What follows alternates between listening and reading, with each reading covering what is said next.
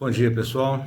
Vamos trabalhar hoje com o Brasil colônia, o início do processo de colonização do Brasil, né? E para a gente estudar isso, a gente tem que lembrar duas coisas fundamentais. Primeiro, a Europa moderna, né? Ou seja, a Europa aí do período entre o século XV e o século XVIII, passava por importantes transformações, né? Os pilares de sustentação política e econômica da Europa estavam mudando, né? E isso é extremamente importante para a gente, tá? Então, percebam, essa entrada da Europa na Idade Moderna, ela acontece historicamente, né? Com a consolidação do Estado absolutista, ou seja, a substituição do Estado regionalizado, feudal, né? Aquele poder fragmentado, descentralizado, por um poder extremamente centralizado nas mãos do rei, né? A nobreza toda agora a serviço do rei, né? A nobreza se encolhe sob as asas do rei para manter o poder. Isso é uma perspectiva importante para vocês, né? E a economia agrária do feudalismo vai substituída progressivamente, né, a partir da Baixa Idade Média, por uma economia mercantil, uma economia comercial, né, com o crescimento, surgimento e crescimento da burguesia, evidentemente, tá? E é aí que entra o mercantilismo. O mercantilismo é a política ou a doutrina econômica dos estados absolutistas, né? E centrado em ideias fundamentais, né? Primeiro, a ideia de que uma nação rica era uma nação que acumulasse metal precioso, né? Porque com o metal precioso você podia fazer comércio, fazer trocas, né? Sem o metal precioso você não conseguia pagar suas contas, né? Não se aceitava papel moeda, não havia um sistema financeiro internacional que garantisse, né, o papel moeda. Portanto, a moeda era o metal precioso, que era aceito em qualquer lugar. Então a gente precisa conseguir metal precioso, né? As reservas de metal precioso na Europa estavam baixas, então a gente precisa encontrar novas reservas de metal precioso. Essa é uma perspectiva. Outra, como conseguir metal precioso? Né? Através do comércio, revendendo produtos ou produzindo os mesmos, né? Ou industrialismo, por exemplo, que vai se caracterizar na Inglaterra, depois nós vamos explicar isso para vocês, ou o comercialismo, né? Ou seja, eu consigo mercadorias que atingiam um alto valor no mercado europeu, especiais, daí o termo especiarias, né, vem exatamente disso, porque eram raros, e se raros, caros, não é, senhores, né? Uma lei fundamental de mercado, tá? Então nós vamos procurar essas mercadorias que atinjam um alto valor no mercado europeu e revendê-las, né? A gente compra barato e revende caro. Então o mercantilismo, a expansão marítima entra exatamente aí, né? Porque ela vai atender a essa demanda por, primeiro, metais preciosos, vamos encontrar metais preciosos, né?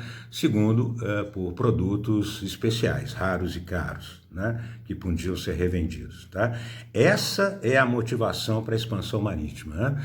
A expansão marítima é, antes de mais nada, e isso é muito importante para vocês, né? Ela é, antes de mais nada, um grande negócio, uma grande empresa comercial, né? Nós vamos viajar pelo mundo, né? Um risco muito grande devido às técnicas ainda rudimentares, né? Se comparadas com as que temos hoje, é claro, né? De navegação, vamos arriscar. O custo em vidas foi muito alto, evidentemente, né? Para conseguir essas mercadorias, revendê-las, né? Ficamos ricos e ao mesmo tempo financiamos o Estado através dos nossos impostos. Esse é o vínculo fundamental. E é claro que depois, progressivamente, isso vai tomando um caráter também civilizatório, né? A ideia de que não estamos navegando somente para conseguir mercadorias e dinheiro, estamos navegando em nome de um modelo civilizatório, de um modelo de civilização, estamos navegando em nome da expansão do nosso modelo cultural, do nosso modelo de civilização, estendendo, expandindo a civilização. E para muita gente, civilidade era cristianismo, né? Onde o cristianismo está, estamos nós, né? Então, o que nós vamos fazer? Nós vamos levar o cristianismo também para essas áreas, né? Então, o vínculo posterior, né, um pouquinho posterior, com a reforma católica, né, também é muito importante. Não só a católica, a protestante também, como a gente vai ver em algumas ocasiões, como o processo de ocupação das colônias inglesas da América do Norte, por aí afora. Depois a gente comenta sobre isso, certo? Então vamos navegar. Navegar é preciso, como dizia o grande poeta Fernando Pessoa, né? Os portugueses vão ser pioneiros nisso, e evidentemente que é bom a gente lembrar que o pioneirismo português está ligado também ao fato de Portugal ter sido pioneira na formação do Estado Nacional. O apoio do Estado Nacional, né, a esse processo é extremamente importante, é uma empresa, um empreendimento gigantesco, difícil de ser organizado, complicado, né, para você conseguir pessoas para embarcar nesses navios, construir esses navios. Senhores, estamos falando do século XV, certo? Quando começou a expansão marítima, tá? E então vamos navegar, em nome de metais preciosos, em nome de especiarias e em nome de Deus, né?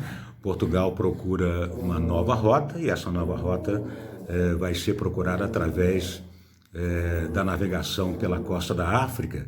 Eles precisavam fugir da concorrência, da competição com os árabes, né?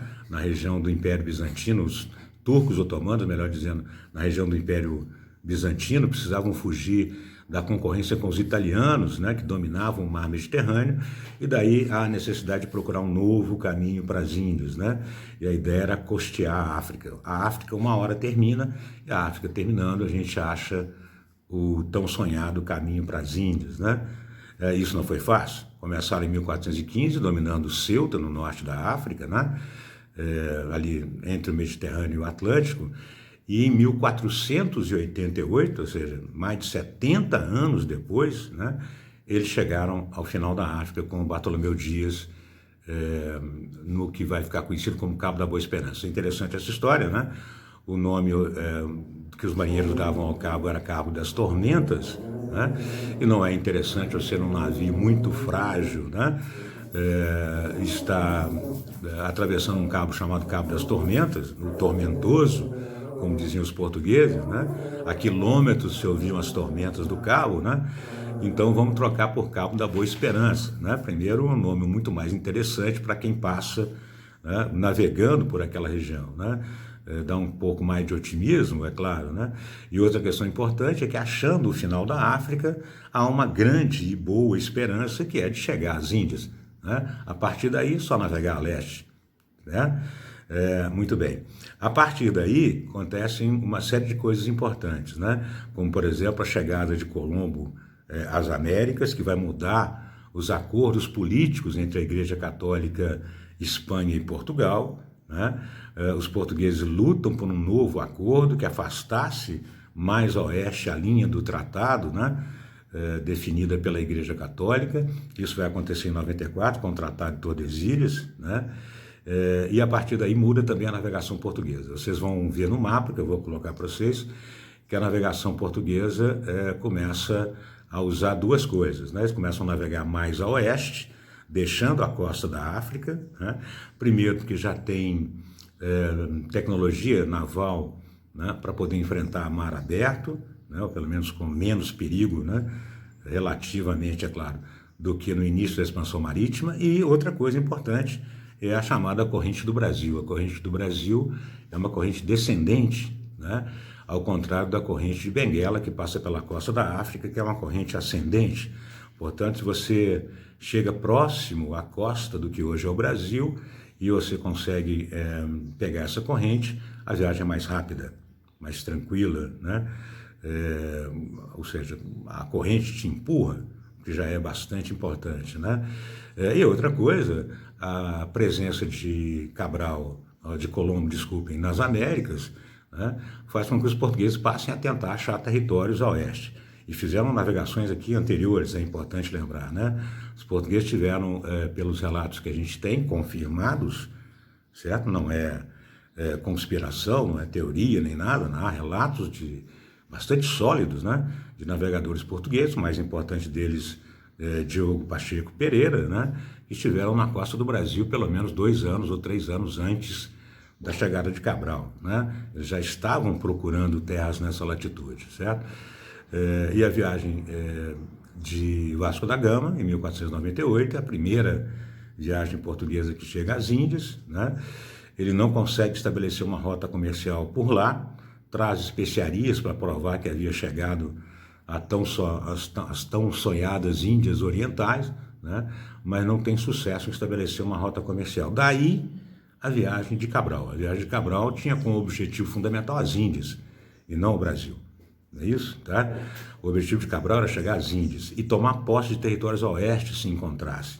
E é exatamente isso que acontece, né? Ele acaba conseguindo chegar ao que hoje é o Brasil, na região da costa da Bahia, chamada Costa do Descobrimento, né? Em abril de 1500, né? E conforme ordem do rei de Portugal, toma posse do território, né? E o símbolo disso é a famosa primeira missa no Brasil, né?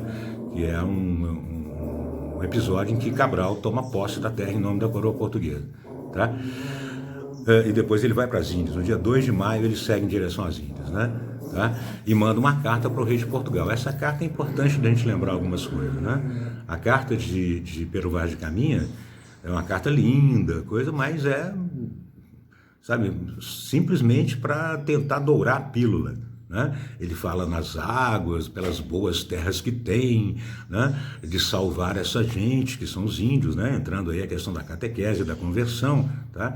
Mas ele não fala em nada importante para o rei de Portugal. Eu fico imaginando o rei de Portugal lendo aquela carta, pô, cadê as especiarias? Cadê os produtos? Cadê o metal precioso, né? Então, na reflexão portuguesa, e isso é importante para a gente, não tem nada. É uma terra muito pouco interessante dentro da perspectiva da expansão marítima. Não se esqueçam que ela está vinculada ao mercantilismo. Portanto, a ideia do metal precioso e da especiaria é fundamental. O olhar é esse, né? Eu não estou aqui preocupado com a cultura dos índios americanos, né? Ou se eu vou poder fazer um empreendimento imobiliário nessa terra menor. Não é essa a questão, né? A questão está ligada ao interesse comercial, essencialmente. As outras questões são periféricas, né?